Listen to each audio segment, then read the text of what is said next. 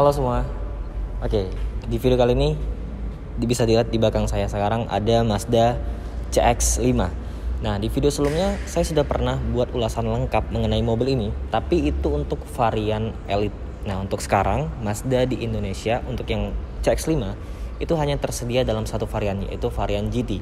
Dan ada satu lagi varian yang Special Edition, Kuro Edition namanya, tapi itu edisinya sangat terbatas sekali. Dan untuk unit yang ini adalah tipe GT. Nah, berbeda dengan tipe GT yang pada saat itu ada tipe Elite, karena untuk yang tipe GT sekarang semua fitur, nggak semuanya sih, ada beberapa fitur yang di tipe Elite itu diturunkan di tipe GT.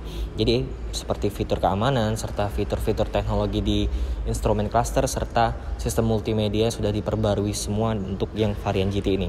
Nah, untuk harganya juga jauh lebih murah dibandingkan yang versi Elite. Untuk mobil yang ini itu dibanderol dengan harga Rp579.800.000 untuk OTR Palembang. Kalian langsung bisa cek kontak marketing yang ada di deskripsi di bawah kalau ingin tanya tentang mobil ini. Oke, kita langsung aja bahas mobilnya. Ini adalah varian yang GT. Dia memiliki warna merah Mazda, solid rednya Mazda tuh bener-bener cantik banget. Kemudian kalau kita lihat ya di bagian depan ini, dia menggunakan lampu yang proyektor LED. Ini proyektor LED-nya sangat canggih. Kemudian di sini ada DRL, kemudian lampu sennya ada di bagian sini. Kemudian di bagian bawah ini ada fog lamp. Fog lampnya kecil banget sih, tapi ini sudah menggunakan teknologi LED. Di bagian sini ya, kalau kita lihat dari bagian depan itu tampilan simple Mazda itu simplicity-nya tuh dapat banget karena penggunaan grillnya, bahasa desain Mazda yang sekarang kan kode desain ya.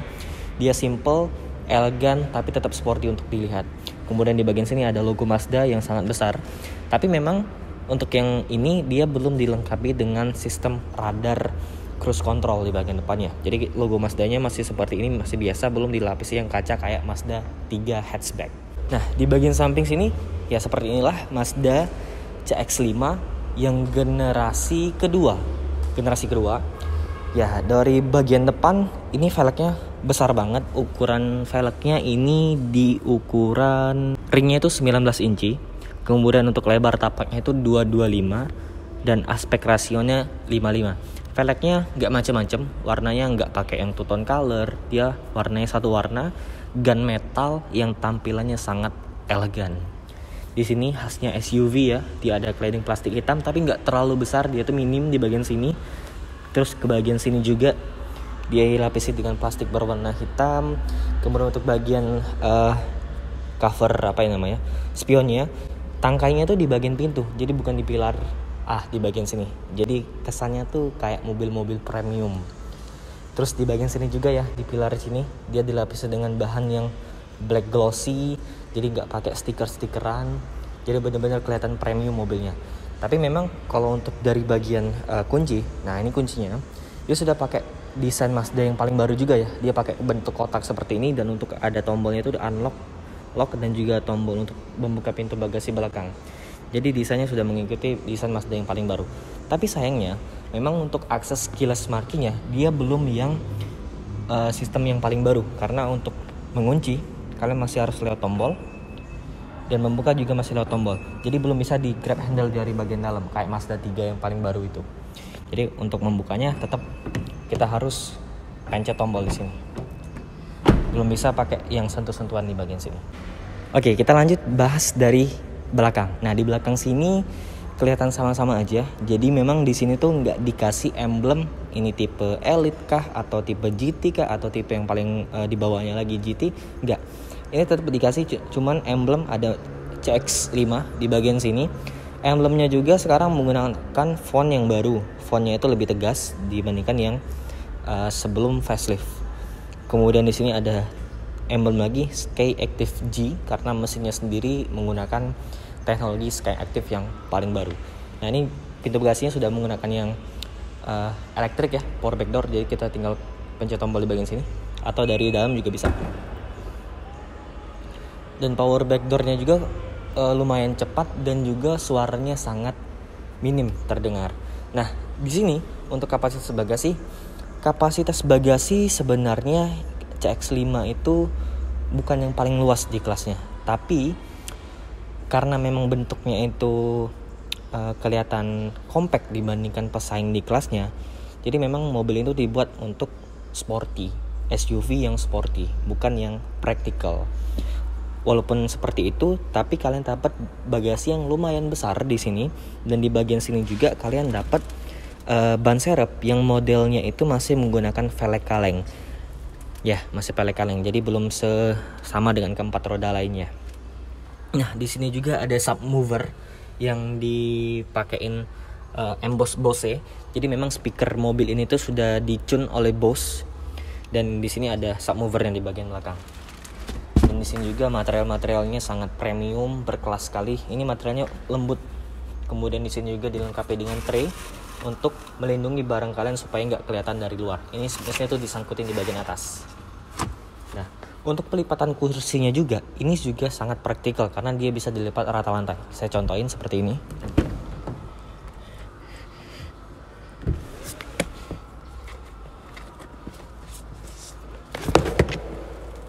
Oke. Nah, jadi seperti itu. Kursinya itu bisa dilipat rata lantai ke depan, sama juga kursi yang di sebelah kanan situ. Jadi untuk segi kepraktisan ya juga cukup baik, tapi nggak sebaik pemain di kelas CX-5 ini. Untuk menutup pintu bagasinya, sama dia bisa dari tombol di remote, atau tombol dari bagian dalam, atau dari tombol yang ada di sini.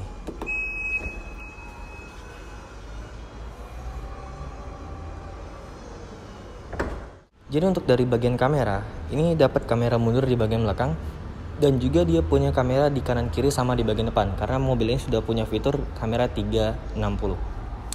Kita langsung bahas di bagian dalam, karena di situ banyak banget teknologi yang diturunin dari tipe Elite ke tipe GT ini. Let's go.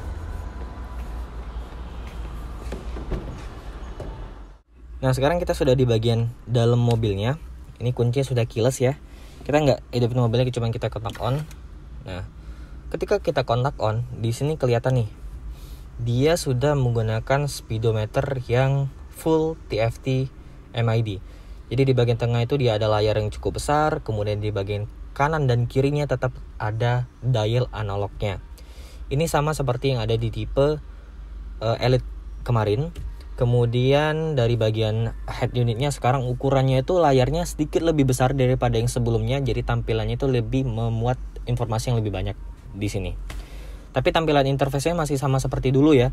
Jadi nggak seperti interface Mazda yang paling baru juga kayak yang dipakai di Mazda 3 atau Mazda 3 sedannya. Kemudian di bagian sini tetap dapat head-up display. Kemudian juga di sini ya, kalau kita lihat dari bagian setirnya sudah seperti ini, khasnya Mazda yang paling baru juga. Pengaturannya juga sangat lengkap di sini. Dia bisa seluruh pengaturan, jadi bisa tail dan juga bisa teleskopik. Jadi untuk pengaturan berkendara yang sangat sporty juga bisa dilakuin di mobil ini. Kemudian dari bagian sisi driver, joknya dia sudah elektrik juga, maju mundur, kemudian naik turunnya, rebak tegaknya juga sudah menggunakan elektrik. Dan dari sisi driver juga sudah dilengkapi dengan 2 buah memory seat. Untuk bagian AC-nya dia sudah pakai yang dual zone auto climate control, jadi penumpang depan itu bisa menyesuaikan suhunya masing-masing. Jadi penumpang kanan itu bisa menyesuaikan suhunya dan penumpang kiri juga bisa menyesuaikan suhunya. Lanjut lagi ke bagian transmisi ya. Nah, di video kali ini kita nggak bahas mesinnya karena mesinnya tetap sama. Dia menggunakan mesin 2500 cc normally aspirated engine, jadi nggak pakai turbo seperti pemain di kelasnya. Tenaganya itu di kisaran sekitar 190 PS, dan torsinya itu di kisaran 245 Nm atau 250 Nm. Jadi cukup bertenaga nih mobil, dan respon mesinnya bisa dibilang ini sangat responsif karena menggunakan mesin normally aspirated engine, jadi nggak pakai turbo.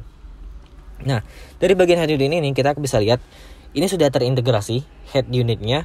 Jadi di sini kita bisa lihat di bagian settingnya bisa diklik. Dari sini ada dial ya, seperti BMW model-model seperti ini. Kita bisa mengatur display di sini. Display kita bisa atur pengaturannya, bisa dilihat brightness, kontras, reset dan lain-lainnya. Kemudian di bagian safety-nya dia ada blind spot monitoring system, kemudian parkir sensor indikator, kemudian ada kamera 360 derajat di bagian sini. Oke. Nah, ke bagian sini lagi, untuk bagian soundnya kalian bisa adjustment sesuai kemauan kalian sendiri. Karena secara spek ini sangat premium. Untuk bagian soundnya sudah di-tune oleh Bose, dan ini salah satu speaker mobil SUV medium yang terbaik sih untuk di kelasnya. Kemudian ini ada pengaturan vehicle bisa diatur, lampu, door lock, rain sensing di bagian wiper karena wipernya sudah menggunakan yang sistem automatic. Kemudian ada bagian device. Nah, device ini kalian bisa colok Apple CarPlay dan juga Android Auto. Kemudian ada koneksi Vitas Bluetooth di bagian sini. Nih. Jadi juga bisa Apple CarPlay, Android Auto juga sudah bisa. Kemudian ada bagian sistemnya, bisa diatur-atur lah. Jadi semua pengaturan mobil, pengaturan multimedia terintegrasi semua di sini. Dan ini juga bisa touchscreen. Kelebihannya dibandingkan dengan sistem multimedia Mazda yang paling baru. Oke. Dari segi transmisi lupa tadi bilangnya, kita cuman bilang spek mesinnya. Transmisi ini menggunakan sistem transmisi 6 speed torque converter khasnya Mazda. Ini responnya sangat cepat. Kemudian dari sini juga kita bisa lihat ada mode berkendaranya. Mode berkendaranya cuma ada 2 sih sebenarnya, ini ada normal dan ada sport. Nggak ada mode berkendara eco di sini. Kemudian untuk parkir sensornya sudah menggunakan elektrik dan juga ada auto hold-nya. Jadi kalau dari interior memang secara sekilas nggak ada perbedaan sih dengan tipe Mazda yang sebelum facelift. Tapi secara fitur ini bertambah sangat signifikan kalau untuk varian GT. Kemudian juga dari bagian atas kalian bisa lihat di sini ya, dia ada sunroof loh. Tuh. Jadi menambah aura lega serta mewah di dalam kabin. Tapi memang kalau dibandingkan dengan pemain di kelasnya kayak Honda CR-V ya, dia sudah punya panoramic sunroof, dan Mazda sampai sekarang itu mobil-mobilnya belum ada yang menggunakan panoramic sunroof, hanya sunroof aja. Tapi dari segi material, kita bisa lihat di sini, material dashboardnya sudah menggunakan yang soft touch. Sini soft touch, ini ada panel kayu, aksen silver. Kemudian dari bagian door trim juga di sini soft touch. Jadi seluruh material yang ada di kabin mobil ini benar-benar premium. Nah, di sini sih kurangnya cuma satu. Spionnya ini enggak deng, ini udah auto dimming spionnya sudah auto dimming. Tapi memang di bagian sensor sini tuh agak kurang sih. Mestinya ditambah lagi di bagian sensor sini tuh radar cruise control. Oke, sekarang kita bahas di bagian belakang, karena di situ juga kita bisa lihat bagaimana mobil ini mengakomodasi penumpang di bagian belakang. Nah, kalau di belakang sini ya seperti inilah Mazda CX-5 ya. Kursinya semuanya sudah dibalut dengan kulit, materialnya baik. Kemudian ini joknya besar banget sih. Ini premium sekali untuk bagian joknya. Kalau dari segi kenyamanan ya cukup nyaman mobilnya. Untuk ruang kaki juga aman, untuk kepala juga masih aman. Saya tingginya 170 cm. Kemudian di bagian sini juga kita dapat armrest. Dan armrestnya ada 2 buah cup holder. Kemudian kita buka laci sini, ada untuk colokan USB. Jadi kalian bisa charge gadget di bagian sini. Dan ini juga dilapisi dengan material yang Blue-Drew. Oke, kalau kalian tanya mobil ini udah ada traction control belum? Udah ada stability control belum? Kalau yang fitur safety seperti itu nggak usah ditanya lagi ya. Mobilnya sudah punya fitur safety seperti itu. Jadi dari traction control, stability control, kemudian hill start assist, rem ABS, EBD, BA, itu semuanya sudah lengkap di mobil ini. Kalau dari belakang sini sih yang kurangnya cuma satu sih kalau kita mau kritik ya. Sebenarnya nggak kurang-kurang juga. Kita tetap dapat AC, ventilasi AC di bagian sini ya. Tapi memang kita nggak bisa atur. Jadi fan-nya itu nyambung ke depan, suhunya juga nyambung ke depan. Jadi kita nggak bisa adjustment AC di bagian belakang sini. Itu sih kurangnya. Tapi plusnya dibandingkan dengan Mazda yang paling baru ya, kita bisa secara pribadi, secara individual mengatur mati lampunya. Jadi kalau yang Mazda baru itu harus dikontrol dari depan untuk menghidupkan lampu baca di bagian belakang. Nah, kalau fitur safety lainnya juga sangat lengkap sih. Kita bisa lihat di bagian pilar sini ada tulisan SRS airbag. Jadi airbagnya sangat lengkap dari bagian depan, pilar sampai ke belakang. Jadi benar-benar untuk dari segi safety Mazda tuh gak usah diraguin lagi. Kemudian dari kualitas materialnya gak usah diraguin. Dan kalau kita mau cari-cari kelemahannya ya di setiap mobil pasti ada kelemahan. Contohnya tadi, mobil ini nggak seluas pemain di kelasnya, kemudian juga dia belum menggunakan mesin turbo, kemudian juga dari segi kemewahan sunroof, panoramic sunroof, dia belum punya panoramic sunroof, tapi tetap dilengkapi dengan sunroof. Memang untuk harganya tergolong lumayan tinggi ini mobil, tapi dengan kelengkapan fitur yang kita dapat, ini benar-benar sebuah value yang sangat baik untuk mobil sekelas SUV compact 500 jutaan. Oke, jadi kesimpulannya ya seperti tadi ya, mobil ini punya value for money yang sangat worth it untuk kalian beli. Ini harganya sudah saya sebutin tadi, Rp579.800.000 untuk kota R Palembang.